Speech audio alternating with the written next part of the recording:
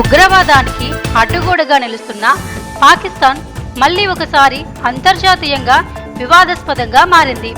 భారత్ చేపట్టిన ఆపరేషన్ సింధూర్లో తీవ్రంగా దెబ్బతిన్న జైషే మహమ్మద్ ఉగ్రవాద సంస్థ చీఫ్ గ్లోబల్ టెర్రరిస్ట్ మసూద్ అజార్కు పాక్ ప్రభుత్వం 14 కోట్లు ఆర్థిక సాయం ప్రకటించడంపై విమర్శల వర్షం కురుస్తుంది.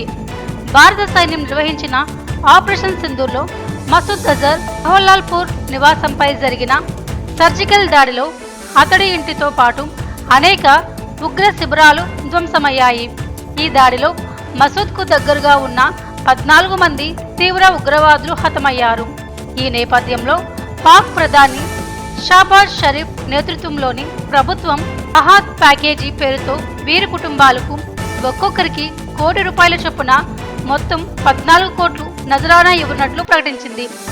భారత్ సైనిక దళాల ఆపరేషన్కు తట్టుకోలేక మసూద్ అజర్ తొలుత దిగ్భ్రాంతికి లోనైనప్పటికీ ఆపై మళ్లీ ప్రచార యుద్ధానికి దిగడం విశేషం.